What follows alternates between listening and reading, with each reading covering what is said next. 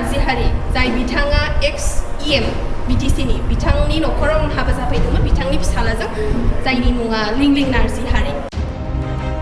हाबानि उननिफ्रायनो आं गोबां जेंनानि गेजेरजों आङो सैसोनांनांगौ जानानै फैदों। सोरखौबा लाबोनानै बाहेरा मानसि बिदिनो दंख' माबा आखिलाङो तान्त्रिक टाइपनि तन्त्र मन्त्र बिदि बाहायो आरो आंनि हौवाया दिनैहाय आंजों थाया। आंखौ नुबानो आंनि हौवाया सेन्देल खुनानै खारो, लामायाव खारथिङो। जों मिलायब्लानो आंनि बिखुनजोआ बिल्डिंनिफ्राय बारजुमनानै थैगोन होननानैहाय बुंदों आरो जेब्लानो जोंनि समाजनि मानसिया फैयो बिथांमोना माने गोमायो, माने न'आव थाया। डिवोर्स खालामनो थाखाय बिसोर आंखौहाय फोर्स खालामगासिनो दङ, आंखौ मेन्टेलि आंखौ हेरेस खालामगासिनो दङ।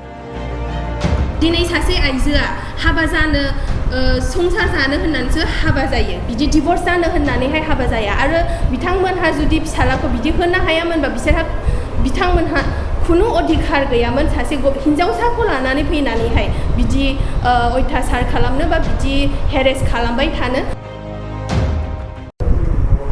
जों हिन्जावसाफ्रा, जोङो बिहामजोफ्रा, जोङो फिसाजो हिसाबै जोङो नङाब्लाबो नोंसोरजों मानिजानो हायाब्लाबो जों बेखौल' लुबैयो जे नोंसोरो जोंखौ एटलिस्ट मानसिनि नोजोरजों जोंखौहाय नायो आरोना।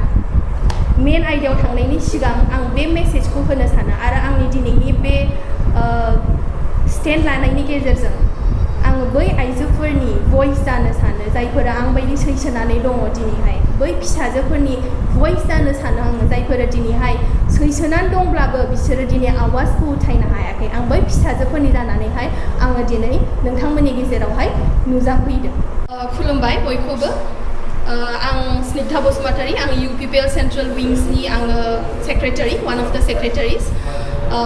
आङो बयबो मिथिगौ जानुवारि 12, 2022 आवहाय रेवरेवा नारजिहारि जाय बिथाङा एक्स-EM BTC-नि बिथांनि न'खराव हाबा जाफैदोंमोन बिथांनि फिसालाजों जायनि मुङा लिंलिं नारजिहारि।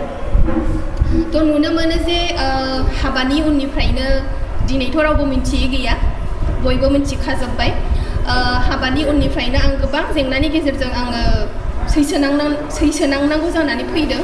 दिनैहाय आं जे न'आव थायो, जे गसाइगावनि न'आवहाय आं थायो, जे मेट्रिमनियेल हाउस, बेवहाय बिथांमोना बिदिनो सोरखौबा लाबोनानै बाहेरा मानसि जोंनि मिथिनाय मथे बिदिनो दंख' माबा आखिलाङो, तान्त्रिक टाइपनि तन्त्र मन्त्र बिदि बाहायो। ओमफ्राय फिसालाखौबो बिसोरो थाबिसफोर बिदि गानो जे जोंनि ख्रिस्टियान ल' मथे जों एलाउड नङा। जोंनि ख्रिस्टियान समाजाव बिदि एलाउड गैया, जों बेफोरखौ बाहायोबा जोङो बयकट जायो दिनैनि दिनावहाय। गोदोनिफ्रायनो गैया, नाथाय बिथांमोना समाजनि एगेन्स्ट जानानैहाय बेफोरबायदि जिनिसखौ बाहायनानैहाय दिनैहाय जोंखौहाय गोजान खालामबाय आरो आंनि हौवाया दिनैहाय आंजों थाया, बिथांमोनजोंनो थायो क'क्राझारनि न'आवहाय। आरो आंखौ नुबानो आंनि हौवाया सेन्देल खुनानै खारो, लामायाव खारथिङो। ओमफ्रायहाय फैनो होआ, फैनो होनब्लानो जों मिलायब्लानो आंनि बिखुनजोआ बिल्डिंनिफ्राय बारजुमनानै थैगोन होननानैहाय बुंदोंखौ जों मोनथिनो मोन्दों। मानोना जों बुहुद सेस्थाबो सलायदों जोङो मिलायनो थाखाय आरो जेब्लानो जोंनि समाजनि मानसिया फैयो बिथांमोना माने गोमायो, माने न'आव थाया, बेबायदि खालामगासिनो। आरो दिनैहाय थाङै जोंनि समस्याया बिसोरो दिनै आंखौहाय डिवोर्स खालामनो थाखाय बिसोर आंखौहाय फोर्स खालामगासिनो दङ, आंखौ मेन्टेलि आंखौ हेरेस खालामगासिनो दङ। दिनैहाय कर्टआवहाय आङो मासावनो खनथाम खनब्रै गाहाम आं थाङो। जोङो जे डेटखौ होयो जों बेखौ मोना, जों मानोना डेटआ इउजुवेलि कर्टआवहाय मोननैबो पक्षनि सुबिदा असुबिदाखौ नायनानैसो लानाय जायो, नाथाय बिथांमोना खालि गावसिनि मथे डेटखौ लायो। बेनिखायनो आं किसुमान डेटखौबो दिनै आङो मिस खालामनांगौ जानानै फैदों। ओमफ्राय कर्टआवबो बिसोरो जेरैबायदि जों नुनो मोन्दों बिसोरो मेनिपुलेट खालामनानै दोनजोबदों। ओमफ्रायहाय फार्स्ट एपियारेन्सआवनो आंखौहाय जाजानो हौवाखौसो आंखौ गारनो थिनो। थ' बेथ' खुनु जाजहा बिदि बुंनायनि मोन्थाय गैया। दिनै सासे आइजोआ हाबा जानो संसार जानो होननानैसो हाबा जायो, बिदि डिवोर्स जानो होननानैहाय हाबा जाया आरो बिथांमोनहा जुदि फिसालाखौ बिदि होनो हायामोनबा बिथांमोनहा खुनु अधिकार गैयामोन सासे हिन्जावसाखौ लानानै फैनानैहाय बिदि अयथासार खालामनो बा बिदि हेरेस खालामबाय थानो।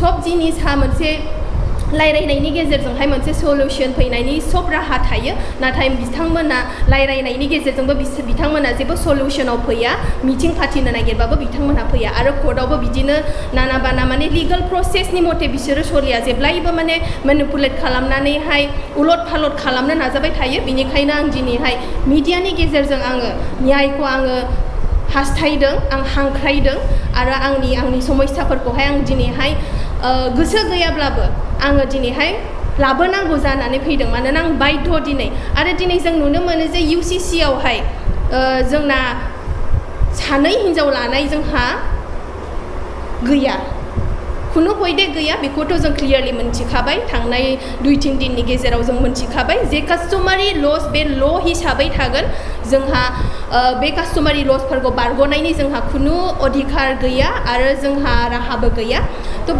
थेवब्लाबो बिथांमोना जुजिगासिनो दङ फिसालाखौहाय द्वितीय हाबा होनायनि थाखाय बेनिखायनो बे गासैबो षड्यन्त्र दिनै आंखौहाय जेराव दङ आं खामानि मावनायावबो आंखौहाय असान्थि आं जेरावबो आंहा सान्थि गैया बिसोरो बिदि खालामगासिनो दं आरोखि आरो बे आखिनायफ्रा जेब्ला जों सोङो बे गसाइगावनि न'आवहाय सासे बिसोरो बिहारि चौकिदार दोनदों जायो दिनै बर' हिन्जाव लानानै बर' टाइटेल लानानै दङ आरो बेखौ लानानै बिसोर आंखौ नासयहोबाय थायो आरो जेब्ला जोङो बे दंफांफ्राव जे आखिनायखौ जों सोंदोंमोन आंनि बिमानि प्रेसेन्सआव आंनि बिमायानो दिनै स्वयं विटनेस जों सोंदोंमोन बेखौ सोर आखिदों अब्ला बे बिहारि चौकिदारा बुंदों जे रहित शर्मा बिनि नामा रहित ब्रह्म होननानैहाय बे नाम लानानै दं दायो बर' हिन्जाव लानानैहाय बियो बुंदों कि वो क'क्राझार से मौलवी भेजा है बिदि होननानैहाय बियो जोंनो खोन्थादों जेब्ला जोङो बे दंफांफ्रावहाय बे आखिनायनि खोथाखौ जों सोङो सोर खालामदों बेखौ होननानैहाय बियो जोंनो बिदि खोन्थादों क'क्राझारनिफ्राय मानसि फाथायदों बिदि आखिनानै गालांदों होननानै बियो